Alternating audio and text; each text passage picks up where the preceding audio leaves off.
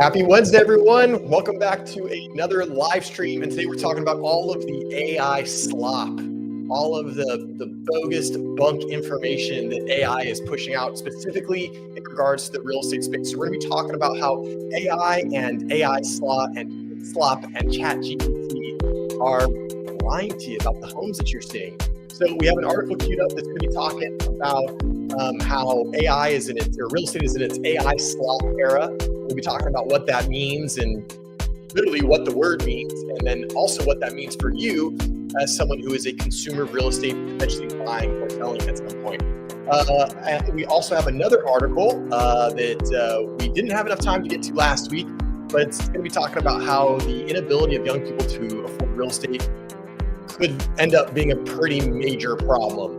And then lastly, if we have time, we're going to cruise Zillow. We've got the random price generator and the random city generator going.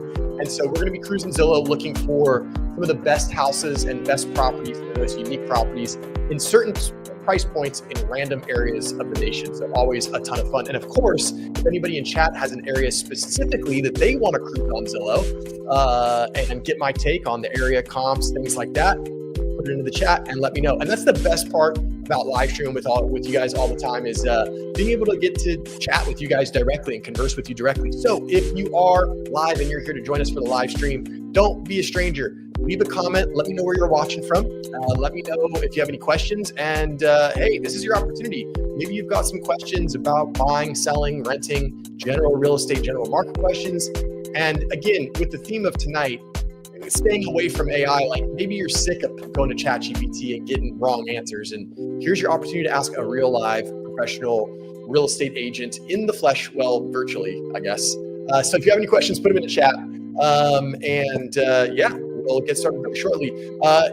If you're new here, my name's Joe. Thanks for stopping by the channel. We do this every Wednesday at 6:30. I am a licensed real estate professional in the greater Los Angeles area here in Southern California, and I live and work in a suburb of Claremont that's just about 30 minutes outside of LA. So we'll get started. Oh, and right down here, there's a thumbs up icon. If you could hit that, do me a big favor. Please like the stream. It does help get the stream out to some more people, and it doesn't cost anything. So thanks for being here. Thanks for hanging out, and we're gonna get into it. So first, we're gonna start off with one of the things that I like doing. Like I said, we got a couple articles queued up. We're gonna get through those, but before we do that, we are taking a trip to Michigan, to Bear Lake, Michigan, because a property came up that, you know, on the exterior looks fairly normal, but there is quite a big surprise on the interior. So let's get this up on the screen. Bingo. All right. So actually, let's do this one. All right, guys. So this is what I wanted to show you. 5859 Potter Road, Bear Lake, Michigan. And, you know, seems like a pretty straightforward house. 4 beds, 4 baths. But it's got a lot of square footage, 7,300 square feet. It's like, what is all that square footage being used for? And at first I thought, okay, this is cool. You know, you got the house. You have the house over, here you go, negative my cursor. You got the house over here. Pretty straightforward, right? Front door, all that stuff. And then I was like, oh, cool. Like a 2-car attached garage, and then like an RV garage. I mean, that's really cool. And I know that there's a lot of places that have that. But even then I was still looking, I was like, this is like still huge. Like there's still so much space up here. So let's go through this one. So first off, it's on 20 acres. This is in Michigan. Let me go back to the map here. Go full size on this, so you guys can kind of see where we're at. Because I know not everybody is familiar with the landscape of the United States. So we're in Michigan. And really, you know, it's crazy. I know this is weird. So I've got this weird thing where I really like maps. I don't know, it's going to sound very, very nerdy, but I really like looking at maps. And this is one of the cool things, and one of the cool reasons I like about looking at maps is because sometimes you get this stuff, and yeah, we know obviously the Great Lakes are huge, right? You're like, oh yeah, the Great Lakes. That's why they're the Great Lakes. But then, like, when you get some perspective and you realize, like, this is a 20-acre parcel, right? And when you compare it, like this is huge. This is ginormous. And this is like Not even one of the bigger lakes. I don't know the lakes that well. Maybe this is probably Lake Michigan because it goes like right between them, but I don't really know. But it's crazy to see, just get some perspective and some scale of like how giant some of these areas are. So this is where we're at. We're in Bear Lake, Michigan. So kind of Midwest, sort of. I think Michigan's still considered the Midwest, right? And I would assume this is Bear Lake. This is not Bear Lake. I think that's Lake Michigan, but I could be wrong. This is probably Bear Lake. So, and this is a pretty sizable lake in and of itself. You can see, to get some perspectives, you know, these are docks and stuff. So if you guys watch the channel, you know, I love lake houses. Like, that's one of the things that I like. For some reason, I've never even stayed at a lake house, but it always seemed really, really cool to me. So I already think it's the location's pretty cool. So obviously a rural location, which is pretty obvious judging by the parcel. So it's on 20 acres. This is where we're at. So for those of you that aren't familiar with where Michigan is, there you go. Now you've got some context. So it's been on the market for 239 days. And here's a nice, beautiful aerial shot. And you guys just got a preview. So this is the thing that is like most unique about this home. Now, a lot of homes have like movie theaters or like entertainment rooms. And you think like, oh, that's cool. And it's like, you know, 3 or 6 chairs and like maybe one row is slightly higher than the other to get that, like that stadium seating effect. But check this out, guys. Like this is a full blown like movie theater. And there's more pictures of it somewhere. We'll go through it when we get there, but I wanted to bring this listing to you guys. Very, very interesting. So, 4-bed, 4-bath, 7,300 square feet, 1.45 million. And it's got a lot of features. So, I mean, if you're someone looking for a big plot of land, I mean, 20 acres is pretty neat. I would hate to have to mow all that, but I'm sure you're farming something. So a nice big kitchen, actually looks like really high quality cabinetry. Pretty nice home. Obviously it's somewhat newer. We'll find out the year built shortly, but yeah, kitchen looks great. Obviously they got these people like to recreate, just given the movie theater in the garage. And so of course they've got like the full blown bar with the TV, and very clearly they spend a lot of time in this area. It's even got the ice maker. That's how you know someone is serious about partying, is when they have like the standalone ice maker. You know that like they are serious about recreation and having a good time. Sure enough, they got like and this is like the full size ice maker. Like this is like the big one. So I'm sure that thing pumps out a lot, keeps up with all the partying that they do. Nice big dining room. Hey, Innovative, how's it going, buddy? Good to see you in the stream. Think of all the money you would save on movie tickets. Yes, you're right about that. Between all the money you'd save on movie tickets and all the money you'd save on going to the bar with the expensive bar tabs, this house might be like a money-making proposition, depending on who you are and what you're into. Always good to see Innovative. Thanks for hanging out, buddy. Good to see you. All right, let's. Okay, so big living room, got the kind of the cool like glass like bead fireplace, which is nice. Wow, that's a pretty cool view out that window. I mean, it's not like it's not the most scenic thing in the world. It's not the ocean or mountains, but still, that's pretty dang good. You know, you can survey your 20 acres and make sure your corn crops are coming in good. I don't know if they grow corn in Michigan. I don't know what they would grow here, but that's pretty okay. All right, guys, we've discovered something together, folks. I didn't know this was coming, and I just saw this. So this is very interesting. This, my friends, is a hot tub. And this is a hot tub indoors. I mean, clearly there's a slider that goes from inside the house. Like, this is weird. And the reason, let's get another, see if we get another picture. No. I hope that's not the same room. Oh God. I really hope that has to be different. But I don't know. We'll have to take a look at the floor plan. This is kind of funky because this is weird to have a spa like inside, and there's like all this carpeted area. And like, I feel like whenever you have an indoor spa or pool, like it's going to smell like an indoor water park, like all the time. Like it's always going to kind of smell chloriney, and it's always going to kind of be like a little bit damp. This is weird. Now they've got the 3 fans, and I can see that they've got vents. So there's obviously air conditioning and stuff in here, but man, that's kind of weird. And the fact that it's like a very like living room type, like it's not an enclosed patio. And it's not like an outdoor like pool where it's like glass, it's like an atrium kind of thing. This is legit like a hot tub, like in a freaking house, which is very interesting to me. The other interesting part is like, what room is this? But we're gonna find out because we're gonna look at the layout. But this is, and I didn't know, this is not the why I'm showing you guys the house. I'm showing you guys the house because they're really cool movie theater. But that is strange. Again, these people must take recreation very seriously. They've got the crazy like 16-seat indoor movie theater. They've got the huge full-size bar with the ice maker, and now they have the spa. What seems like to be inside their house. I mean, this is not the living room, but it looks like it could be a living room. So we're gonna have to really like see what's going on here because this is getting interesting quick. All right, so we got a kind of like a straightforward room now, just like a bedroom, maybe a primary. I don't know. Oh yeah, it probably is a primary. All right, cool. So let's talk about this shower really quick. Really fancy looking shower. Obviously really nice. I can see that they've got multiple heads. So you've got a shower head here, you've got a shower head here, you've got the rain head in the center, and then you've got another fixture here. So a lot of people get really impressed by these showers, and they are cool. They're very impressive. But one thing I've learned, and this was taught to me by my very smart interior designer wife, is that when you have the big showers like this, they are going to be cold because you think when you're in the shower and you got the hot water running, like when you're in the shower, it's nice and warm, but the moment you step out, it gets really cold. Now, it's not going to be as cold as like stepping outside because you're still enclosed.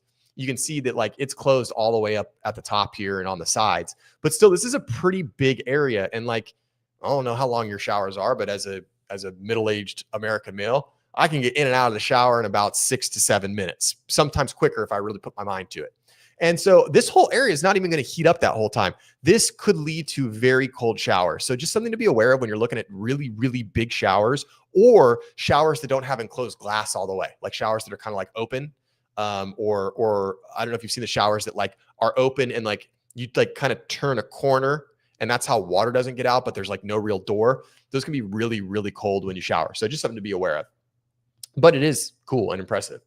Another bathroom. Okay. So this was the gym room, which is interesting. So this is like right off the primary. I think the spa is like over here, like whatever room is over here. I think that's where the spa is, but we're going to look at the floor plan. Another bedroom here. Another bedroom further. You know, a lot of these like sliders into like another room, kind of strange. I'm really going to be interested in the floor plan and the floor layout here. Very, very interesting.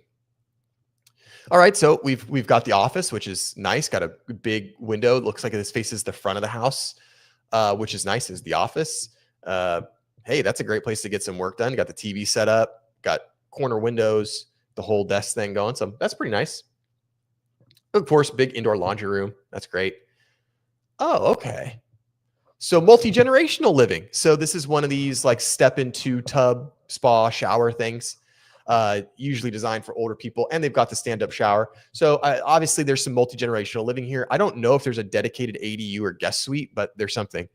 And so then we have this. This is really interesting because it looks like this is kind of meant to be multi-purpose. This is obviously a garage that was probably meant to be like an RV garage.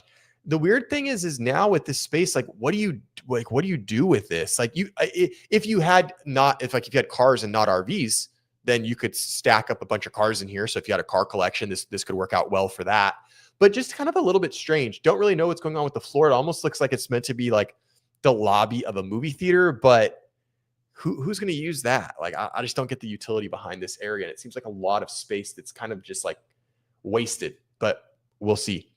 So yeah, just another, okay. So they did go for like the full blown movie theater effect. I don't know if these people just love movies because they even have like the commercial style restrooms, like men's and women's.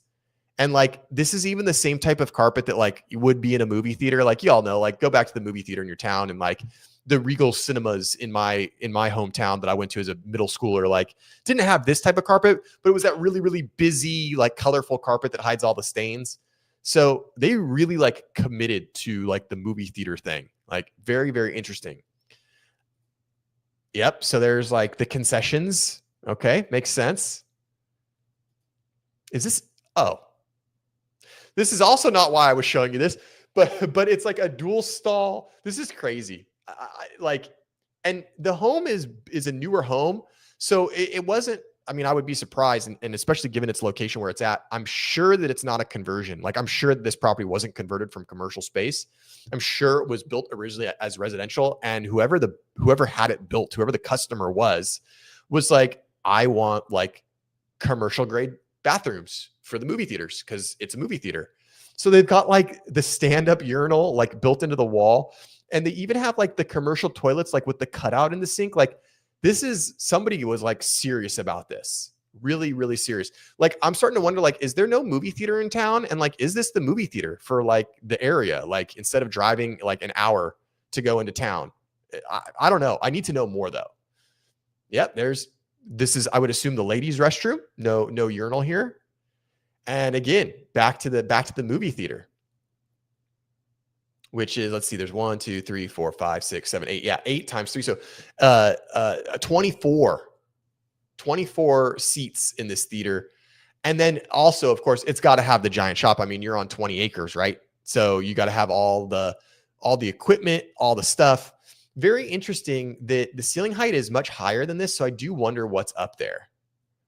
Because this, and maybe it's just attic space. Maybe it's just a huge attic. But man, I mean, this is a standard 2-car garage door. So this just tells you how high the ceilings are.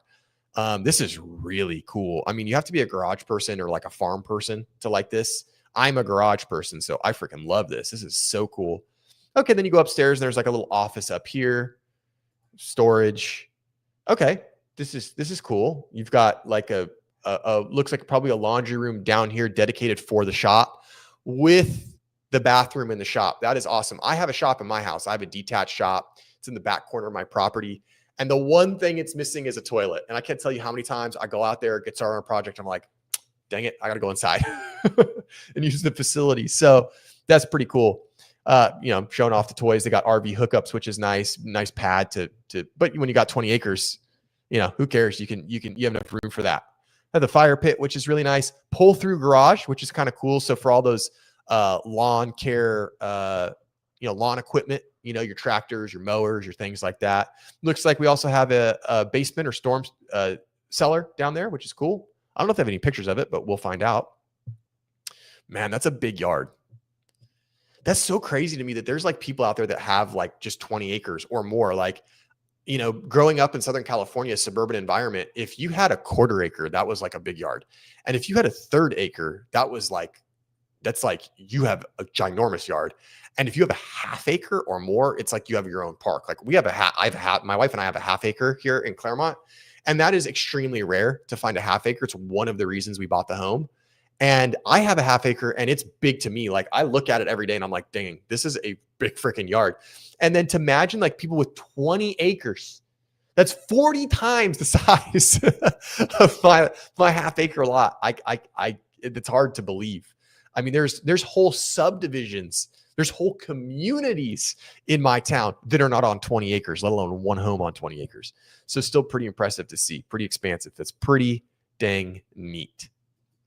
And then they head back inside. There's some other, okay. So we're starting to get, so this is a different living room that goes to we're going to have to just hit the layout on this one, guys. There's a kind of a good, aerial view. You can kind of see everything. So it's just a big flat 20 acres. I don't know what you would do with this. If anybody in the comments knows what somebody would do with 20 acres in Wisconsin, I know it freezes in the wintertime. So I don't know I don't think you can farm there. I just don't know how that works. So someone enlighten me, please. If anybody in the chat knows, or anybody's watching on the replay and you're a farmer in Michigan, if you could please tell me what you would do with these 20 acres, I would love to know.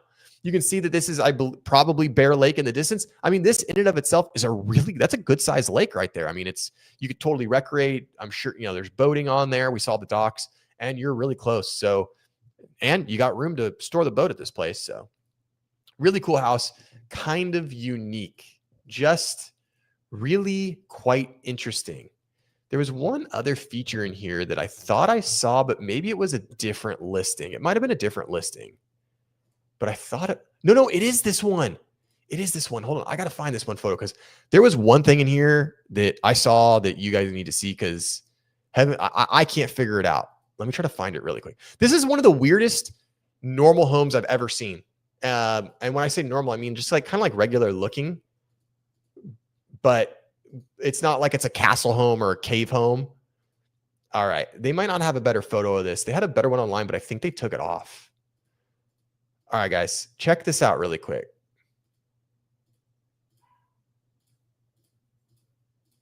Okay. Look very closely. In fact, I'm going to see if I can. There we go. Do you guys see this peeking out right here? Do you guys see what's happening in this like corner of the photo? Now, on the listing, I think they removed the reverse angle of this photo that was taken from like the corner that's like over here looking this way. Guys, that's a freaking toilet. This is a toilet. And this is a vanity with a sink. I'm going to zoom out a little bit so you guys can see. I don't know like what this is about. Like, this is crazy. This is so weird to me. I don't know why you would have, and I'll tell you what I think's going on here. I'll tell you what I think's going on. The like the recliner, like the soft, cushy recliner that's like draped over with like a blanket in conjunction with like this style of bedding. To me, I'm like, this is an elderly family member that lives here. This recliner with like the things draped over it, to me, this is like classic grandma, grandpa recliner. And so I'm assuming that this is grandma and grandpa's room. Why they have to have a toilet like in the room? And then like you have the plumbing. Why don't you just like create a little wall and like just even make this like a quarter, like a little powder room or something if they really need to have a toilet in the room that badly? I just thought that was so interesting. Can we like, how do we go to this floor plan? Do this. Here we go. Okay. So there's a lot of weird stuff going on. I can't like move this around. So living room, I don't know where we were on. Was it here? No. I mean, it's just really strange. And I wish I could see them both together. Maybe we do the 3D home. Let's see what we can see. See, the Zillow tours aren't as snappy as Matterport, which kind of sucks. It's like, I don't want to go through the whole house like that. I don't know where and now it's not. Now I think I just broke Zillow, guys. I broke Zillow. Okay, so here's the hot tub room. Okay, so fitness center. So primary bedroom, upstairs laundry, stairs to downstairs. Okay. I don't know. I don't know where that weird toilet room is. But guys, I mean, it's just really, really strange. But it's like a very normal house, but it's very, very strange. Hey, Mom, we got Mom on the stream. Hey, Mom. Yep, totally agree with you on this room is likely for an older adult. Having a toilet that close to bed can be quite functional. Yeah, I mean, hey, functionality, right? Functionality. Function over form, as they say. So obviously there was a need for it. And, good on the people that built the house to make sure that, mom, dad, grandma, grandpa, whoever it is comfortable and, can live in the property. So, anyways, guys, that is 5859 Port Road. You know what? Before we ditch out of here, let's do this. All right, here we go. So much home for the money, priced to reflect a 2024 appraisal. We're going to come back to this in a moment. This newer custom ranch home is an engineering marvel. Wow, it's an engineering marvel, guys. I don't know if I would use that word, but Margie Zaccanelli of Remax Bayshore believes this home is an engineering marvel. I would disagree. It seems like a pretty standard ranch style home to me, but sure. With all high quality materials and finishes to match. 20 completely fenced acres designed for entertaining with open floor plan, impressive bar, and a phenomenal professional 24-seat theater with lobby, bathrooms, and concession. Invite your friends, family, or corporate colleagues and give them an unforgettable experience. Incredible custom kitchen with 12 by 4 Corian topped island and off the chart appliances. Living room has a mesmerizing electric fireplace, built-ins, and full wall of windows. Main floor family room with hot tub, exercise room, walk-in tub, and a steam shower. Extraordinary 40 by 60 by 17 attached garage for cars, RV, and your boat. Compacted 80 by 140 pad for a future pole barn. Now, let's go back to this, guys. Priced to reflect a 2024 appraisal? Well, you've been on the market for 239 days. You only have 18 saves. Maybe the appraisal is leading you astray. And I would say that it is, because I don't think certainly hasn't been any recent price reductions, but there it was for sale, listed at $1,650,000 back in March of 2024. And about a year ago, not quite a year ago, they dropped it to $1,450,000. So very interesting. My other question is why? Oh no, did I accident? No, bring it back, Zillow. There we go. 239 days, but they said it's been on since March of 2024, which would be well over a year. So that's kind of interesting. Man, they listed for sale for 2.1. Very, very interesting. Let's see, what year was this home built? Where was it? What year was it built? Oh, 2018. Okay. So just super interesting. The whole, it's priced based on the appraisal. Okay. Well, is the appraiser buying the house? No. So what does it matter? Obviously the appraisal is supposed to be market value based on comps and recent sales, things like that. But I mean, you've been on the market for a long time, and clearly you priced it off of your 2024 appraisal. Maybe you should price it off of like 2025 market trends as opposed to a 2024 appraisal. That's just my take on it. But anyway, guys, there you have it. That is 5859 Potter Road in Bear Lake, Michigan.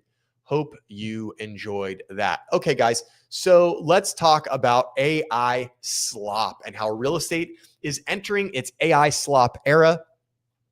And if you guys don't know, AI slop is a term that has been coined to basically encompass all of the BS that AI spits out. Obviously AI is really cool. It's very powerful, but it's not immune to mistakes, and it does make a lot of mistakes. It gets a lot of things wrong. It can do a lot of work in a short amount of time, but you still have to really pay attention to the work that it's doing and the results it's spitting out. And that goes for any industry, right? For anything that you're doing. We've all seen that stuff. We've all seen those AI generated images where people have like 8 fingers, or they've got like 3 feet. And you're like, oh, this is a really pretty picture. Like, it looks very realistic, and and the colors are crisp, and it's this amazing like landscape shot. But then when you look, close at like the jewelry and the fingers and, patterns, and you're like, this doesn't make any sense. That is considered AI slop. So AI slop is this term where it's like, oh, everybody's so AI right now that it's just churning out stuff, and people are just getting stuff, and they're just excited because it's AI, but they don't realize that it's pretty sloppy.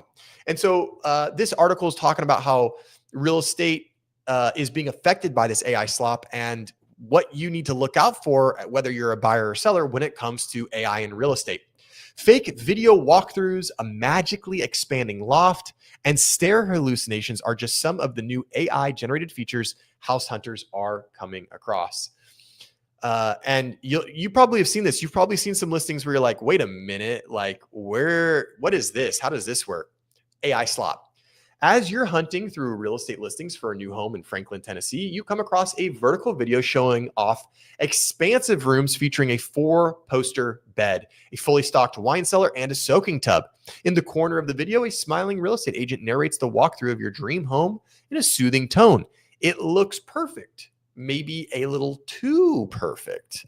And we know what they say about that. If something seems too good to be true, it probably is.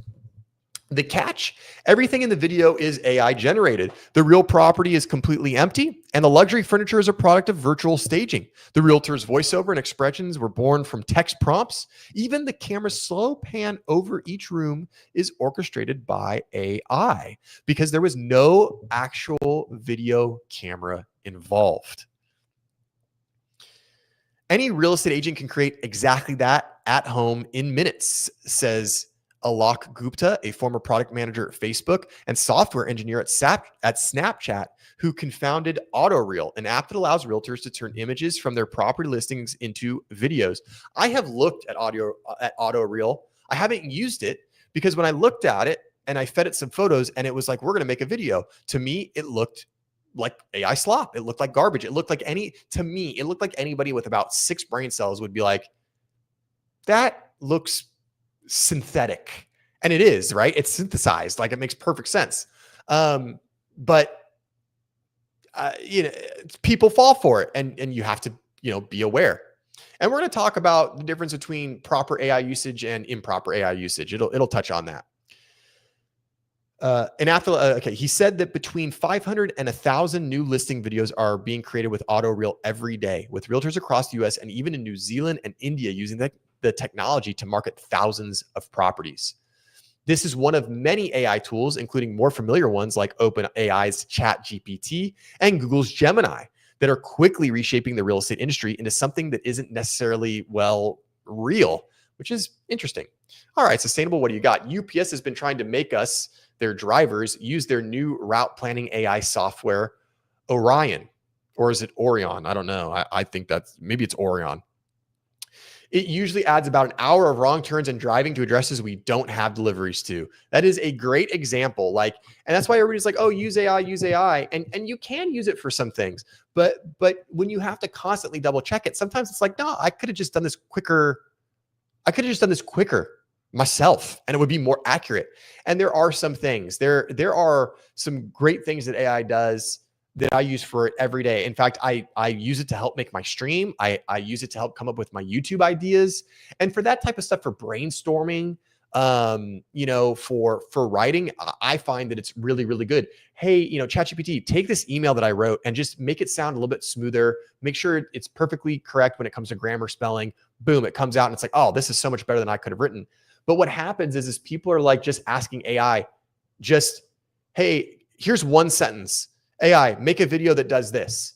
And AI and computers, they're very, very specific, right? So they don't interpret things well. And you have to be very specific when you give it prompts in order to get the output that you want. And it's really, really a learning curve. So I'm not surprised, and especially innovative. If if you're an experienced driver that's been doing this a long time, I'd imagine that you could probably just plan your route quicker. Although I don't know how that works. I don't know how the UPS routes get planned, but yeah, I'm not surprised that a new AI tool doesn't get it right. So sorry you got to deal with that AI slop in your life. AI is all sizzle, no steak. Also, OpenAI loses about 5 billion a quarter, and all the water they use. Yikes! Wow, that's a trip. Yep, it certainly is. Yeah, that stuff is very real.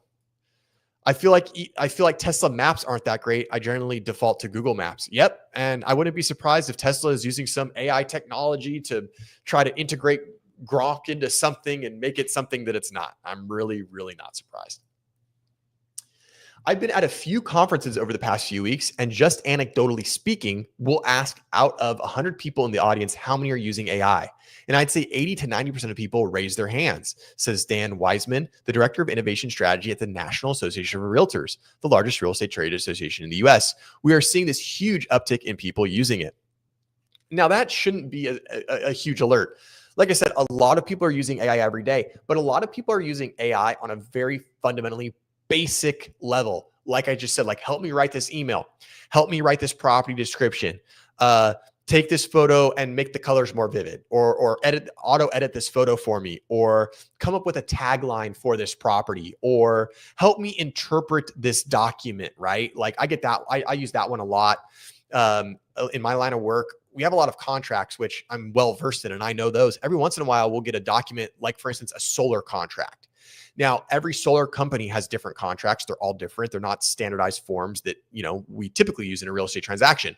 So when I have a house that has a solar contract, or any type of, if there's a water softener lease and there's a contract that goes into it, I don't have the expertise or the time to go through 20 or 30 pages of this legal jargon mumbo jumbo. So I will put it into ChatGPT and tell it to give me a summary and break it down for me and make me aware of anything that's really, really important. Even that I can't be 100% sure on, but at least I very quickly can get the gist of a pretty technically complicated contract that maybe would have been much more difficult for me to understand if I didn't have ChatGPT do it. So that number, 80 to 90%, might sound big, but I would say of that 80 to 90%, probably 70 to 80% of those people are using it for help me write this email better. And they're not doing this crazy in-depth AI, heavy load that is super complicated and things like that. Like most industries, the biggest names in this one are rushing to embrace a wave of generative AI products, making big promises about increasing productivity, cutting costs, and revolutionizing every aspect of the consumer experience.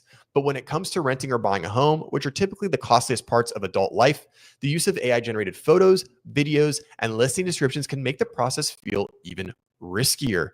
Elizabeth, a homeowner in rural Michigan, a homeowner in rural Michigan, maybe she lives in Bear Lake, Michigan, where we just were, who did not want her last name used due to privacy concerns, keeps an eye on local real estate listings to stay abreast of her own home's value. This sounds like I already know the type of person Elizabeth is. She's like, I don't want to give you my last name because privacy. I don't want to tell you exactly the city that I live in because privacy. And I like to keep my own eye on real estate because I want to see what the market is doing so that I know what the value is worth.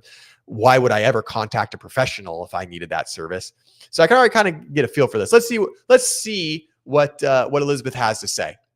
About 2 or 3 weeks ago was the first time that I've truly seen actual pictures of a house fed through AI. She says, the first thing that stuck out to her was that the images in the listing had a yellowish hue, which has become a colloquially recognized sign of AI, to the point that there are now other AI tools that purport to unyellow AI generated images. Very interesting. Now, the first thing I'd say is, well, how does she know it's the first time? She's probably seen other AI real estate photos listed. She probably just didn't know it. And then she finally got to some bunk AI photos and was like, wait a minute, this is the first time I'm seeing AI. In reality, it probably is not the first time that she's seeing AI. And then as I was scrolling through the photos, I noticed that some things just weren't making sense. There were stairways leading to nowhere. Elizabeth says, in general, it just looks cartoonified. Now that is a dead giveaway, right? That's a dead giveaway. Hey, everybody, we got David Matney in the house, living in Omaha. Hey, David, how's it going, buddy? Good to see you. It's been a little while. Thanks for joining back into the stream. Hope you're doing well out in Omaha. Her suspicions were confirmed when she came across a second listing for the same property and saw the original images that had been transformed. In the edited version, kitchen cabinets were missing, backyard pavement was replaced by grass, and windows were dramatically resized. Elizabeth posted the 2 sets of images on Reddit in the popular mildly infuriating subreddit, and more than 1,200 people commented. This is misleading. It's distorting the features of the house, she continued. She says real estate listings often use a fisheye lens to make rooms look bigger, but with AI, we've entered a whole new realm.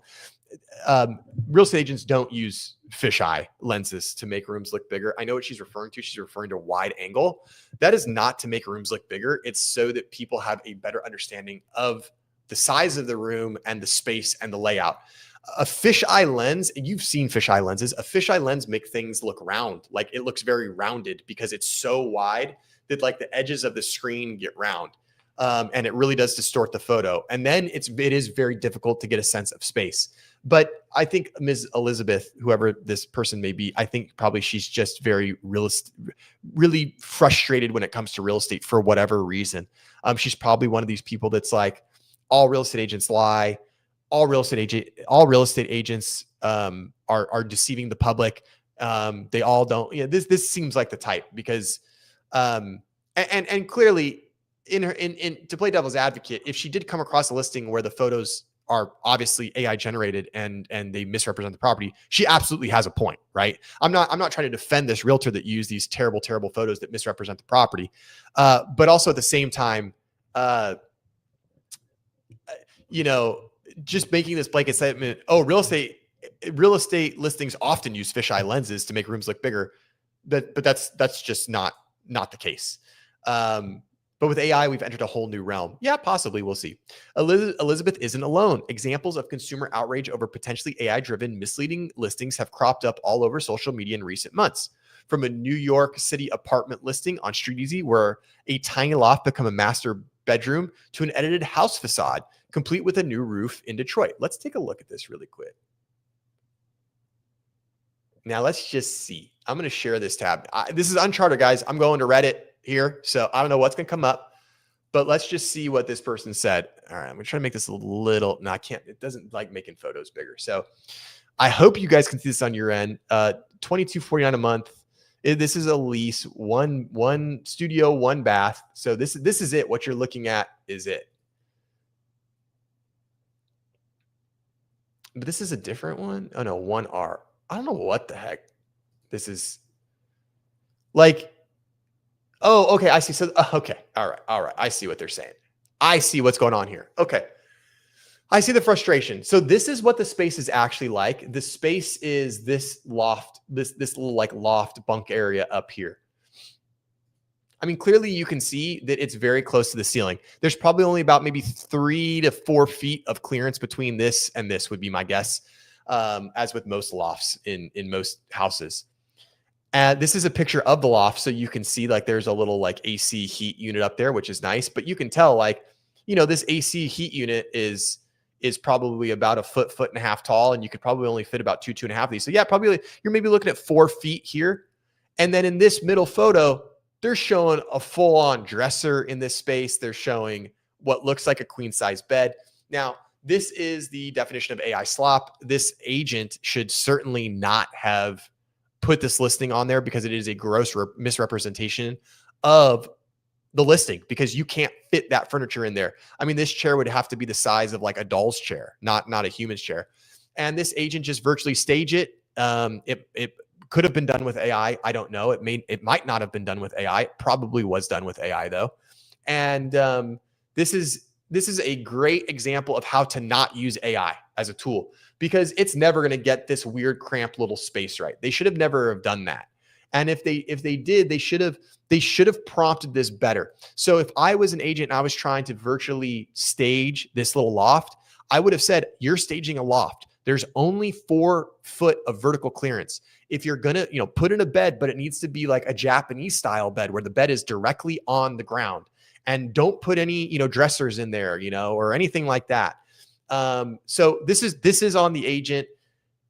Is it misleading? Yes. But also too, like, this is the age that we live in where like people just like want to be riled up and people want to blame someone. People want to have a problem. I call it manufactured crusade. Like people want to have this boogeyman to fight, this crusade to go on. And guys, if you saw this first picture, and you should be kind of aware, like if you're looking for an apartment in New York, you should kind of know like, hey, apartments in New York are very small.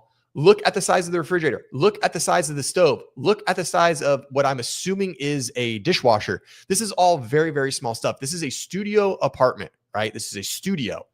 And it's $2,500 a month in New York. So I don't know where, 526 3rd Avenue is, but you should know if you're a consumer that's into this product, this space is going to be small. You should also be able to tell by this photo, hey, it's a loft. Like this is going to be an area where like you probably can't even stand up in. You're going to kind of have to like army crawl or crouch or whatever.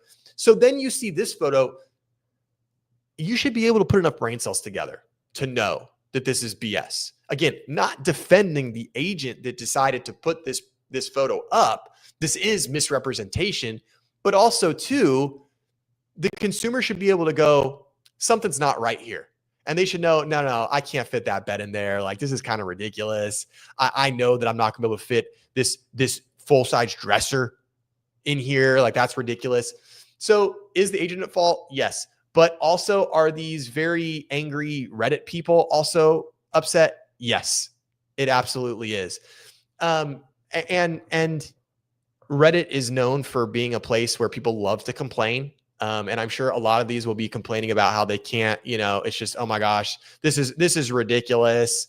And it is. And I'm sure people are angry at this listing agent, and I'm sure people are angry at the price of this, but that's kind of just how Reddit goes. So, okay. Interesting detour about how they felt so wronged by that virtual staging.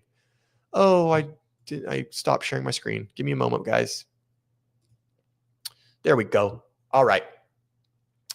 Wired reached out to the real estate agent behind the New York City listing and has not received a response. Of course they haven't. A real estate agent whose number was included on the Detroit listing said the images were made by a broker and posted prematurely, and that she wasn't sure if AI was used. Well, there's a problem. It's her listing and someone else is just posting photos, so she deserves to kind of get some flack for that. Still, industry leaders aren't necessarily concerned, and some say the profit margin makes the tools a no-brainer.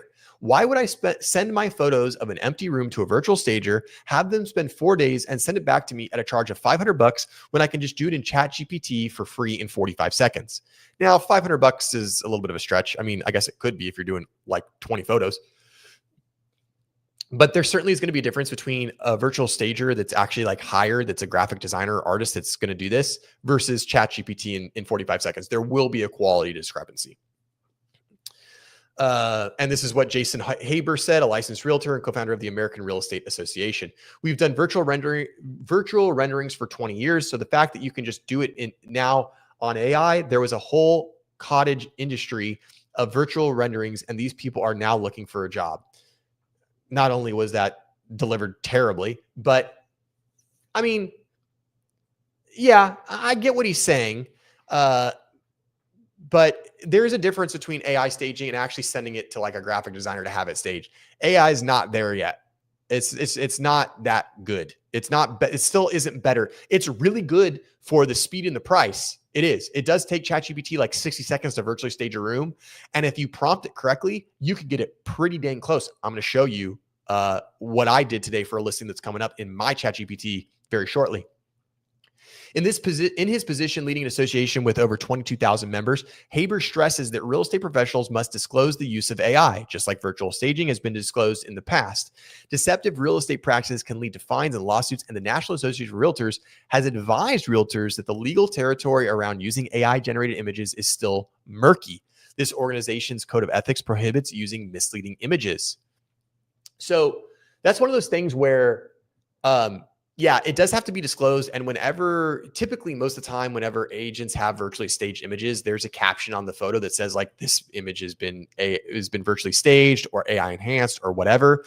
And then a good rule of practice, which is what I always do, which a lot of agents in my area do, but not all agents do this, is I will put versions of the AI staged photos. And then like the very next photo will be the normal un-AI staged version. So that way, when people are going through, they can see like AI staged and then normal un-AI photo, AI staged and then normal un-AI photo. And then that way people get the flavor. And the idea is that virtual staging shouldn't be a misrepresentation. It really should be like an inspiration. It should be like just kind of like, hey, this is what the room could look like, or this is what the room does look like furnished, or this is a good idea. This will give you a good idea of what it will look like, when you move in, or things like that. So I do think that people who just use, AI staged photos and they don't show the vacant or regular photos, I do absolutely believe that is misleading, and that should not be done. Haber said that there are telltale signs of an epidemic of lazy AI use in the industry that outsiders may not be able to spot. Specifically, Haber says that ChatGPT almost always inserts the word nestled into copy it generates for real estate listings. The phrases nestled in a prime location, nestled in the heart of the city, and nestled between two other homes can be evidenced as agents copying and pasting directly from an AI chatbot, he wrote on Instagram. That is true. AI can kind of tend to use some of the same verbiage. However, all you have to do is type into ChatGPT and say, write the description, do not use the word nestled, and it won't. So you can't just like bank on that. All right, what else you got for us? Innovative. Joe is imploring the Tide Pod Challenge generation to exercise their critical thinking skills. Yeah, maybe I'm expecting a little too much. Innovative. I don't know. Maybe I'm expecting a little too much. Gotta think hard. Use those critical thinking skills. They don't teach that much anymore. Haber says while he embraces technology, it's not an excuse to check your brain at the door. I wholeheartedly agree with that. If you become just a toll taker, you're not a really good agent. You have no differentiation. You're not creative. You're just another agent, Haber says, which is absolutely true. Gupta, the co-founder of the AI real estate video generator, says as social media has become a primary avenue to reach consumers, high-quality videos that can hold their attention have become crucial. Using AutoReel could save $500 to $1,000 and up to a week's turnaround time from professional videographers, he claims. Yes, but the people that use professional videographers, they're going to use that to win more listings. I just paid a photographer a ton of money to shoot a house. The photos came out beautiful. The video came out great. It is so much better than AI generated video. And you better believe that when I go to my next listing appointment and I interview in front of my seller, I'm going to say, hey, is I'm going to, I'm going to go out on a limb here and say that the other agents you interview are going to talk all about how they're using AI, and AI is doing this and AI is doing that. And AI is powerful, but what video looks better to you? This AI generated slop video that took these still photos and somehow made this video that looks very synthetic, or this actual real video that was shot by a real videographer that had a storyboard, that had a plan, that had a shot map, and boom, we made this happen. Which one do you like more, and which do you think is going to make a bigger impact? Oh, the real video. Okay, and what if I tell you that I've got no problem spending $1,000 making an actual video for your house, when another agent out there is just going to throw $100 at AI and get something? Who do you think is going to do a better job for you? Who are you more excited to work with? So I already know how I'm going to leverage AI against all these other agents that are, going to try to use that to their advantage, when in reality, you can use it to your advantage, but just like every other tool, you have to use it correctly. When we started this 2 years ago, we kind of got a no from customers, Gupta says. In 2024, they started saying, tell us more. And then this year, they've been asking, how do I get started? But not everyone in the industry is entirely convinced. Nathan Kuhl, a real estate photographer who runs an educational YouTube channel with almost 100,000 subscribers, has experimented with AI tools, including AutoReel. He still feels like shooting vertical video is an easy and cheap add-on to his other services, although some reductions can be more involved and costlier. Plus, there's the continuous issue of AI hallucinations. Gupta says that AutoReel is trained on millions of real property videos and has been fine-tuned to avoid inserting things that aren't there, generating videos that zoom in versus rotate to try to stop the AI from creating features that aren't really there. Remember, guys, it's generative AI. It generates things. That's what it does, is it kind of fills the gaps in some things. And when you upload a photo or try to make an AI video, it's going to add its own stuff. It's going to generate its own stuff to fill in the gaps that it thinks it needs to fill in. And sometimes that can include, doors on the second story that don't have a balcony, stairs that go nowhere, weird furniture in a weird placement. And I'll show you an example of that. In a single test run with real photos from a real estate listing, this worked. Although uploading the edited images from the listing Elizabeth found resulted in AutoReel adding in a fake couch. But even when the AI products are realistic enough to fool consumers, Kuhl says that many everyday people are already sick of AI-generated videos in their social media feeds, and looking for a home raises the stakes. And that's absolutely true. You've probably seen that. You've probably gotten some AI videos in your social media feeds, and you're probably like, what the heck is this? Like, I don't want to see a video that is literally just 100% fake and manufactured. Like, what's the point of that? I mean, there's a lot of good, funny, real content out there. Why would I want to watch a video that's just completely made up by a computer? Why would I go watch a cat video that AI made when I could just go watch a real cat video and it's actually real? So I definitely can see that the AI fatigue will set in. I think it's already kind of begun. People that want to buy a house, they're going to make the largest investment of their lifetime. He said they don't want to be fooled before they arrive. So now I'm going to go to my chat GPT, if I can type. So we're going to go here, and I want to show you something real quick.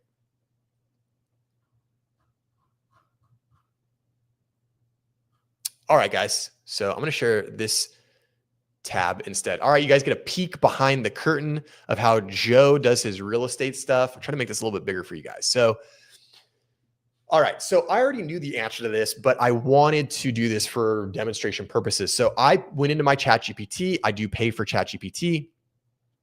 So this is a paid version. And I said, can you do virtual staging for real estate without recreating the entire photo? Can you just add virtual furniture? And it says, yeah, I can do this and all this stuff. It says, upload the original high resolution photo. Give me a quick note about styling. And if you have any example photos to reference, I can look at those too. Upload them, they'll virtually stage them. Would you like to upload a photo now? And I said, yes. So this is the photo that I uploaded. This is an upcoming listing. It's going to be hitting the market. It's a great photo. It's very well shot, shows the space wonderfully. Very pleased with the photo. Obviously, it's very, very empty. We don't like that. So I said, use this for virtual staging. Ask me questions you need answers to in order to make this staging look as best and real as possible. This is really, really important. I ask ChatGPT all the time to ask me questions when I have it do a task for me. because that way it's going to tell me the information it needs in order to get the result that I want, as opposed to me just trying to guess about the information that it needs. So they go, perfect. That's a great base image for virtual staging. Before I can begin, here's a quick few questions. So it asks about what is the room going to be used for, style and mood, what type of color palette would you like, layout and function, any accessories that you'd like added. And then you'll see this is my response. So it should be, combo living room, Scandinavian style. Let's keep it neutral and buyer friendly, add pops of color, so on and so forth. And this is the first image it generated for me. This is the very, very first one it generated, which, hey, this is not bad when you consider the first image. Let me see if I can open the original image in a new tab. I can.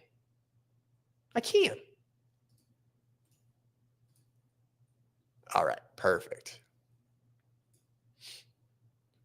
Oh, but it's not going to let me open it in. Okay, we'll do this then. Bear with me one moment, folks, because I want to get the original photo up on the screen. Why is my Gmail not working with me? Nothing is working. Okay, there we go. All right, guys. So we are going to pull this up really quick. I found it. I promise I found it. All right. There's our original. Now it's here. Share this tab instead. Oh no. Having technical difficulty, guys.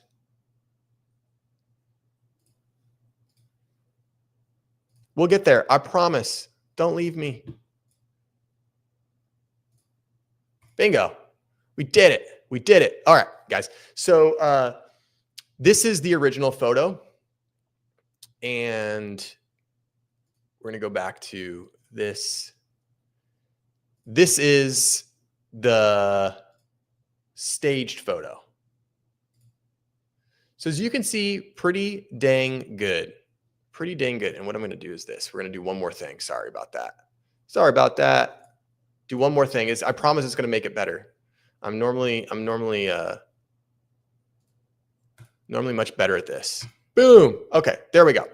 So now you can see this, and now we can flip back and forth much easier. So you can see this is the original photo. This is the staged photo. So it did pretty good. It did pretty good. Now, obviously, the TV and the entertainment center, like this is a good example of like when you just let AI do its thing. Like this is very awkward. This is like super, super awkward where the TV is, where this piece of art is. Like this is all just very, very awkward. However, like the way that like the style of the furniture, the shadows, the placement of where this is, the placement of the plant, like that's all pretty dang good. All right. So how do we fix this? So I said, this is good. Keep the photo just like this, but TV needs to go a different spot, move it around. And this is the next photo it gave me. And I was like, dang, this is pretty good. That's pretty good. I like that. Right? Okay. So again, here's your original photo. Here's your AI stage photo. Now, this is a good example of, in my opinion, using AI to an advantage. This is nice. This is a much more pleasant photo than this. If I'm trying to market a property, which photo do you think is going to jump off the page more? Is it going to be this one, which is a nice photo, or is it going to be this one? Well, this one's going to jump off the page much, much more. And this is a great example of like putting this photo and then right behind it, we're going to put this photo so people can see exactly what the space truly looks like. Now, if you'll notice, there's a few discrepancies. Before we handle that, I said, great, this is good. Keep the photo, but I gave it one more prompt. I gave it one more thing. And this is what it came back with. Now, do we see the problem here? The furniture is okay. The living room area is like not bad. However, what is going on with the dining room setup? Like it's not in the room. It looks like it's behind the couch. Really messes with your ability to understand the space of things, right? This is strange. So this is like a good example of like a hallucination where AI just didn't it just on this generation just didn't get it right. I also told it to not change anything with the furniture, and it completely changed the furniture. It swapped the side that the chair and the couch were on, as you see if we go back, right? So this image kind of makes sense. This image doesn't make really any sense at all. And this image is really, really good. All of these images were generated probably a minute apart from each other, and they took serious tailoring from the prompt. And this is a great example of, number one, how to use AI appropriately where it's not misleading. But number two, this also goes to show you that you have to use AI the correct way. You can't just put a photo in, tell it to digitally stage it, and then go, okay, great, we're done. Like, wonderful. It's staged now. So this is a great example of like how you can use AI to your advantage and use it to digitally stage. And you'll also see like, here's, property description. So I started with just a very basic, like I uploaded the photos so that it could get a sense of it. I, said, ask me questions, know what you need. I gave it this. It gave me a version. I said, no, we need to add a few more things. Gave it back another version. Oh, we also need to mention that it's here. Gave another version. And then finally we got it tailored. So this took some time, but was it still faster than me brainstorming and writing all this copy? Absolutely. Without a doubt. Without a doubt. It was much faster to do this than try to get it to try to get me to write all this copy. Would have taken forever, guys. It would have taken forever. All right, guys, we are coming up on an hour, and I know I told you we would cruise Zillow, and so we are. What I'm going to do, and of course, this always goes to chat first. So if there's anybody in chat that maybe is looking for housing or is just curious, even, you don't have to seriously be looking, but if you've ever wanted to window shop in a specific city, town, state, neighborhood, county, whatever, let me know what that is. And if you have a price budget, let me know what that is. We're going to go to Zillow and we're going to try to find the coolest home, the most unique home, or, the best bang for the buck for that budget in that area. If there's nobody in chat that has a place particularly, then what we will do, let me share my screen again. Then what we will do is we will go to the random city generator, and we'll go to the random number generator, and we'll go back to Zillow, and we'll go look around. So let's do it, guys. If anybody has a spot they'd like to take a look at in chat, let me know. And we're going to rip one real quick. Should we just start with Durham, North Carolina, since it's up and it was randomly generated? Let's do Durham. I've got the price limit set from 300K all the way up to 10 million. Let's generate. All right. 5.7 million is what it came up with. 5.7 million is what it came up with. Let's see. Let's look in Durham for something between 5 and 6 million, and let's see what comes up. But before, we've got a question. We've got a comment from Innovative. Let's see what we got. What's the most below asking price you've I'm assuming ever gotten on a $350,000 house? I've got 9 months before my lease ends. Going to leverage time and toss out some lowball offers. Okay.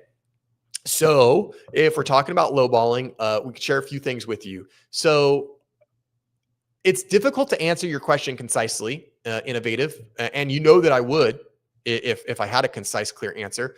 But there's a lot of factors that go into that. I mean, the market, like here, a 350K house, we don't even have $350,000 houses here. So any house that comes up for $350,000, it's going to sell for over the asking price because chances are the land is worth more than that alone. So I can't speak like specifically to you, but I will tell you that, obviously what you want to do is you want to try to find a property that is distressed in some way, shape, or form. So finding a seller that needs to sell for one reason or another. Maybe they have financial constraints. Maybe they're older. Maybe they need to downsize. But your best bet is going to come from a home either in disrepair or in an up and coming neighborhood. So obviously finding something that needs some work is going to help you with that.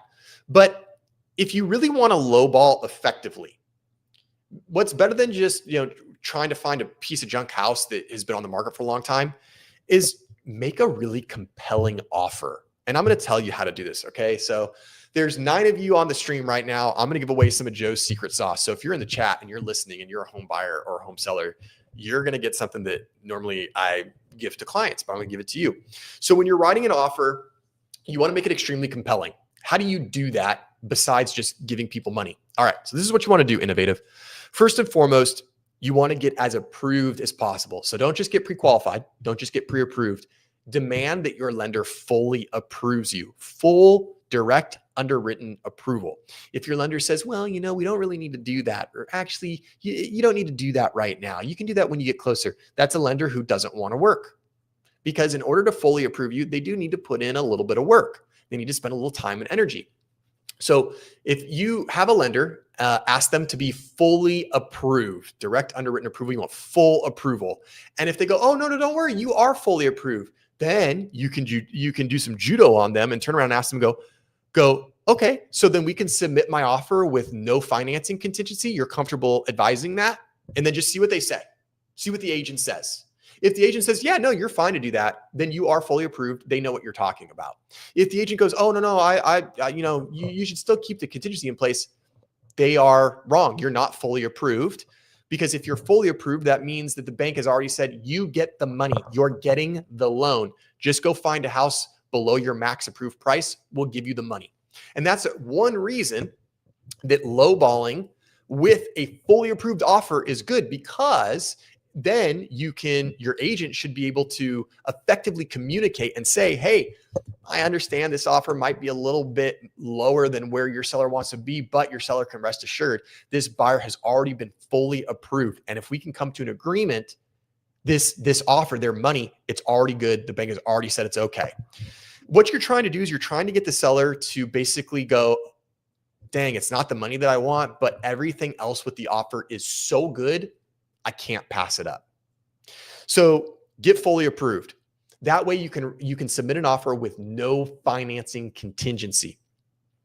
The other thing you can do if you're fully approved is you can probably do an escrow in as little as 14 to 17 days. So if you do find a home that's vacant and you want to lowball, you can write a much more aggressive escrow period. And if the home is vacant, let's say it's, $350,000. It's been on the market for 3.5 months.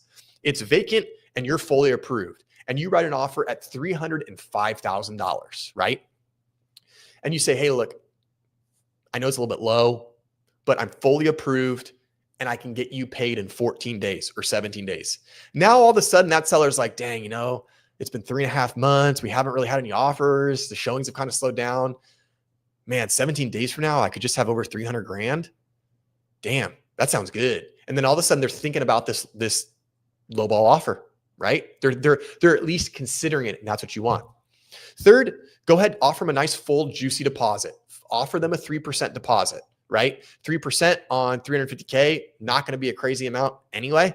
So I mean, it's not a ton. What are you looking at? Like, 10% would be 35, 5% would be like 15. So what are you talking about? Like $12,000 for your 3% deposit. So say, hey, I'll give you the 3% deposit, full 3% deposit. I'm fully approved. We can close escrow in 15, 16, 17 days. And you know what? On top of that, I don't need to worry about appraisal. This is where it gets really good, guys. I'm telling you, I'm giving away all the good stuff. So, what I do with clients is to get around the appraisal contingency is I work with a really, really good lender. You get fully approved with the really good lender. If you're fully approved, that lender should be able to get an appraiser out to that property, especially if you're in a urban or suburban market, not rural. That might be a little bit different. But if you're in an urban or suburban property, your lender should be able to get an appraiser out to the property within a matter of 3-4 days. And that appraisal report should come back in another 3 to 4 days. So your total appraisal time usually can be about 10 days. So this is what you do. You say, I don't care about the appraisal. No appraisal contingency, no financing contingency. Because remember, you're fully approved by the bank. Well, then you go, Joe, but what if it doesn't appraise? What do we do? I can't back out. Well, yes, you can, because you still have your inspection contingency. And then what you do is this, you make your inspection contingency something like 10 or 12 days. So now what you've done is standard, and I'm going to talk about California contracts because that's what I'm familiar with. So this could vary from state to state, but it all more or less should be the same. So then what you do is, and I hope you guys are taking freaking notes on this, because this is some power stuff. If you're trying to buy a home, this is how I get my clients homes. I'm giving you the secret sauce. So then what you're doing now is you have an offer. It's lowball. Okay, that's fine. But you're fully approved. You're telling the seller, hey, I'm removing my contingency for loan. I'm also removing my contingency for appraisal. And I also am going to get you paid in about 15 or 16 days. And on top of all of that, I only need 12 days to do an inspection, not 17 like the contract suggests. And you think, oh, well, what if it appraises lower? I don't get the loan. Well, you're already approved for the loan. You don't need to worry about that. If you get your appraisal back on day 8, 9, or 10, and it's low, it's so low that you're like, oh my gosh, I have an appraisal problem. You can say, oh, actually, I still have this inspection contingency, and I'm gonna cancel using that. So you turn that inspection contingency into a contingency for your appraisal. So what that allows you to do is you still have the flexibility to cancel, but the seller thinks that your offer is stronger, because technically it is, because you've released the appraisal contingency. Now, I know I'm throwing a lot at you guys. This is a lot. This is like technical stuff. We're getting into the weeds. This is some real jargon. So innovative, if you've got questions about this, or if anybody else in chat has questions about this, please don't hesitate to reach out. This is the type of stuff that your agent should be doing. This is the type of stuff that a good 20% agent does. Remember how we talked about 20% agents, and we talked about how you want to work with one of them. This is a great example of what a 20% agent does. And if you need a 20% agent, guess what, guys? I just threw this link into the chat. You can go to workwithjoerealtor.com, hit any one of these buttons that are here. Let's chat, book a time to chat, let's connect, hit any of those. You'll be taken to a form. You can fill it out, and I can find you a 20% real estate agent that's going to work the way that I do, the way that I just described to you. It's going to help you get more offers accepted, or it's going to help you get your one offer accepted. So you can go to that website and you can get connected with me. I will find you an agent that will work exactly this way.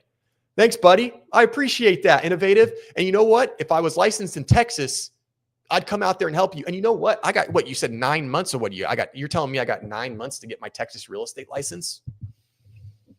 Okay. It's possible. That's possible. Innovative. We can talk about it. So that is a great way to get a low ball. That is, or I just say not to get a low ball, but that is a really, really, really good way to have your lowball offer taken a little bit more seriously, and to at least have a shot. And the idea is, again, like I said when I started, is the whole idea is to make this offer so compelling that the seller goes, yeah, you know what? It's not quite the price that we want, but everything else is so good. I don't want to let this offer get away. And guess what else is going to happen? The listing agent that knows they have this stale freaking listing that maybe is overpriced, that maybe nobody wants, that listing agent's going to go, holy heck, this is a great freaking offer. I need to really get my seller to consider this. Yes, we know the price isn't good, but everything else is so good. And now all of a sudden, you made a good offer. Your buyer's agent is hopefully conveying to the listing agent how good your offer is. And your buyer's agent has done such a good job that now the seller's agent's like, dude, freaking seller, take this offer. Who cares if it's low? It's a great freaking offer. On the other side of things, if you make that same low offer, that 305 offer on 350, and you need 17 days for all your contingencies, you just have a garden variety pre-qualification letter. You only gave them $1,000 for security deposit. Like that listing agent, that seller's gonna be like, no, like the offer's not good, the offer's not clean, the offer's not strong, and it's a bunk low ball offer. Like, we don't want this, forget it. Don't waste our time with this. And that's what you don't want. So by doing an offer this way, you could potentially even get that listing agent fighting in your corner, fighting for you, fighting for your seller to take your offer. That is exactly what you want. All right, guys, I'm going to take a swig of water because I'm doing a lot of intense talking. The final tip that I'll leave you with, and if you want any other tips, you got to hire me. I'm sorry. I got to keep some trade secrets. If you want the last tip, if you're going to lowball, do it smart. What I mean by that is if the house is 350, do not offer 290. Don't do that. Don't offer 298. Don't offer 295. Don't offer anything with a 2. This is psychological. Why do we feel like $9.99 is cheaper than $10? It's not. It's more or less, it's the same exact amount of money. But for some reason, $1.99 just sounds so much better than $2. So when you're lowballing and the house is 350, don't lowball anything with it. Don't start anything with a 2. Start at something like 308, 312, something like that. Don't hit, 310, 315. Then it looks like you just threw a number out. The other thing you want to do when you're throwing that number out is try to find some comps. Try to find any comp that supports a lower price. That's your buyer's agent job. Find comps. And if the property truly is overpriced, and if you really do want to try to have a shot at lowballing, if your agent can just send 1 or 2 or even 3 comps like, hey, here's a similar one. It sold for $20K less than your asking price. This one sold for $26,000 less than your asking price. And also, by the way, and this is where it depends on the market. Hey, maybe our market is softening a little bit, and those homes sold 9 months ago, and this market is not doing much better now, and this is really the best offer you're probably going to get. Then all of a sudden you get your lowball offer accepted. And ladies and gentlemen, that's how you do it. That's how you get a lowball offer accepted. It's not going to work every time, right? But if you're going to lowball, there is a way to do it. There's a way to do it respectfully, and there's a way to do it effectively. And that is some of the ways that I get some of my low offers accepted. The other thing you need to remember is when you're lowballing like that, don't get offended with anything they come back with. Don't throw the lowball offer out there, and the offer, the property might be at 350. Your offer might be at 305. And you might think, oh man, there's no way they're going to accept this. They might count you back at 320. And then all of a sudden you're like, damn, I just got 30K off this home, right? Now I can't tell you if 30K off is a good deal or not, because you're gonna have to rely on your local realtor that is a neighborhood expert. You're gonna have to rely on the comps and looking at market data. So I can't tell you if that's a good deal, but I can tell you that it's 30K less than list price, which usually is pretty good. So don't worry about how the seller responds. Don't take it personally. Don't get your emotions involved. And be prepared to work with a counteroffer. And when it comes to countering, submit the offer. If they counter at 340 or 350, hey, that's no problem. That's no problem. I'm not interested, and walk away from the deal. And I wouldn't be surprised if in a week or two, if that property is still there, you might have your buyer's agent check back in and just say, hey, I know we couldn't make a deal the first time, but it's been a couple of weeks, property's still there. My buyer could be interested in, kind of talking again if your seller is interested in being more flexible on the price. And that way the seller kind of feels the heat a little bit. So don't be afraid to walk away from the negotiation. Don't be afraid to lowball, but do it the correct way. Innovative, I hope that answers your question. You asked that question in hour 3. It's now an hour 19. So I hope that 16-minute answer gave you a lot of good material and good advice. And this will be available on replay. So if you need to rewatch it again, you know where the replays are because you watch them all the time. So if you already have secured a buyer's agent, you should show them what I just what I just went off about. If you don't have a buyer's agent, let's connect. Let's talk about it. And hopefully I know that I can get you hooked up with someone out there. And I don't know, maybe I'll have my Texas real estate license in less than 9 months. We'll see. All right, guys. Well, we were going to cruise Zillow, and then we got hopping. You know what? Let's cruise Zillow. Let's do it one time because I got it pulled up. I got the price point pulled up. I got the area pulled up. So let's do Durham, North Carolina, 5 to 6 million, and let's see what we got. Oh, my search went away. Oh, and I got to show you guys the screen. All right, here we go. So we're going to go to Durham, North Carolina. There we go. There we go. And I don't even know if they're going to have anything in the $5 to $6 million range, but let's find out. If not, it's okay. We got a couple. We got one. We got one lowly house, and it's not even a house. It's 38 acres for sale. So it's not even a house. Let's do this. Let's do, I'm just going to pick an arbitrary, this is random enough, right, guys? Let's do a commoner's house. Let's do a normal folk house. Let's do Let's do 5 to 550. Right? 5 to 550. All right. All right. So this is Durham. Let's see what we got. First, let's check anything near water. I don't see a ton of lakes. I don't see anything like that. Okay. Well, this is a 2-unit. Is that a duplex? Interesting. I don't know if that's an actual duplex or if it's some of these new listings are weird. Hey, here's one. Here's a cool one. This one just popped up. So 4 beds, 3 baths, 2,500 square feet, 2708 Ferran Drive, Durham, North Carolina, built in 1999 on a half acre. So this is cool. I mean, this is a nice looking house. It's got that sort of colonial sort of type of look to it, kind of plantation. I mean, huge porch, which is super cool. I like that it's in like this wooded area, which is probably a lot of North Carolina. I've never been to North Carolina. Want to go to North Carolina, but I've never been. But this is neat. No HOA, which is nice. Always nice. All right, guys, let's learn a little bit more about it. There's a brand new listing, 1 day on Zillow, already 750 views and 37 saves. This bad boy is going to sell quick. Discover this beautifully refreshed 4-bedroom home showcasing brand new flooring throughout and a freshly painted exterior that enhances its curb appeal. The main level features 2 versatile bonus spaces, ideal for a home office, playroom, or additional living area. Upstairs, you'll find 4 bedrooms, including a spacious primary suite with a walk-in closet and ensuite bath. One of the secondary bedrooms is large enough to serve as a movie or game room, but is it large enough to be considered a movie theater like the last house? Probably not. A walk-in laundry room and additional full bath complete the upper level. Step outside to enjoy the screened-in porch and a matching 10 by 12 storage shed, perfect for extra storage or hobbies. This property is being sold alongside the neighboring lot at 2712 Ferran Road, offering added privacy and stunning natural views, including a peaceful creek where deer often visit. Okay, they had me at creek. You guys know that I'm into creeks, streams, lakes, ponds, as long as they don't flood. And we'll check that out too in a moment. Enjoy the best of both worlds, a serene setting surrounded by nature, just minutes from Durham's shops, dining, and major conveniences. 12 minutes to Duke, 23 minutes to UNC, and 23 minutes to South Point.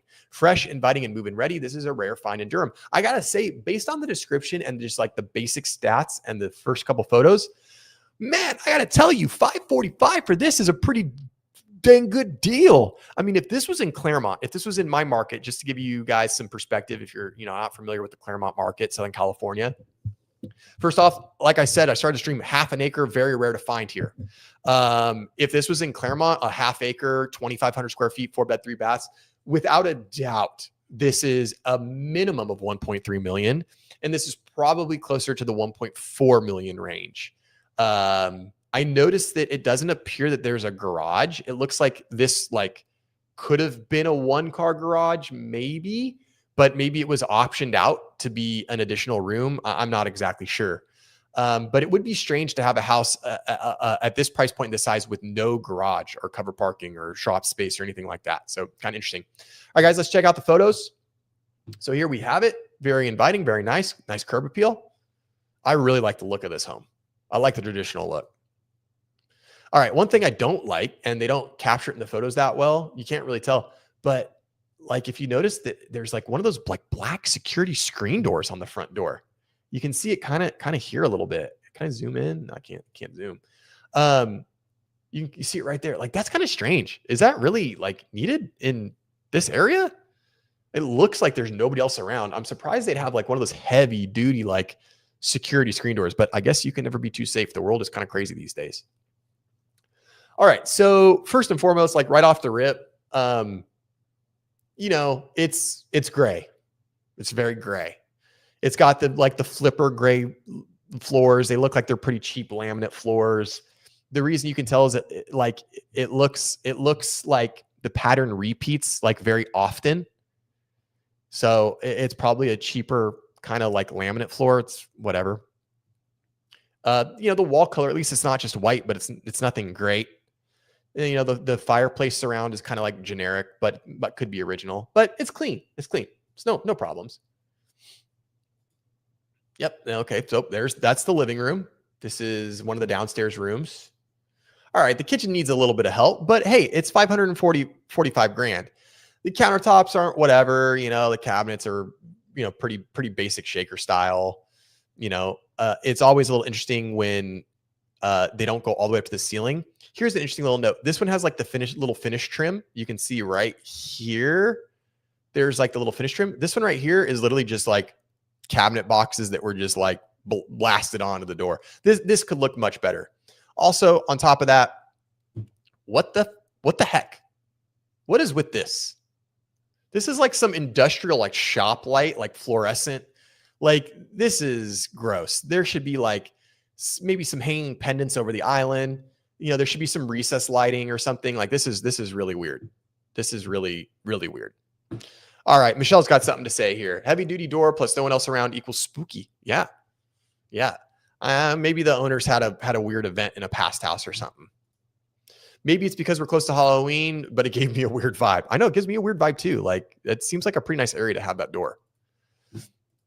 They don't go up to the ceiling because they're RTA cabinets, not custom. And Michelle, who's an interior designer, can you please explain to us what RTA cabinets are and what the difference between RTA and custom is? I think that'd be helpful for people to know, just very briefly.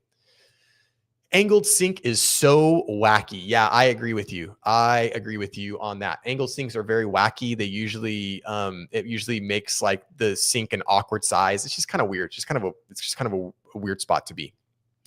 RTA, ready to assemble. So that would be cabinets that are like prefab. Like you just go and say like, I need a cabinet that's 24 inches wide by 12 inches deep by 24 inches tall or whatever. I don't even know if that's a real size for a cabinet, but RTA means that they are, yeah, there you go. RTA are inexpensive and come in certain sizes where obviously custom is custom built.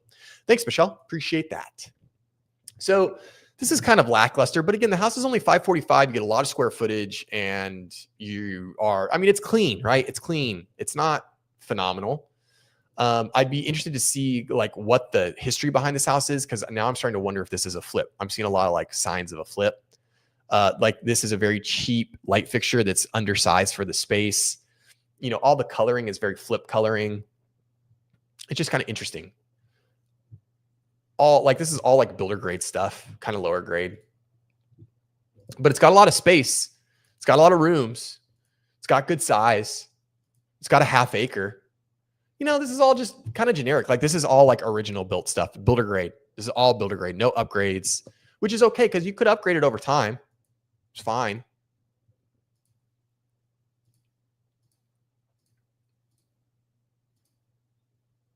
Okay. This is nice. This is a little bit newer vanity, double sink. This is a little bit better.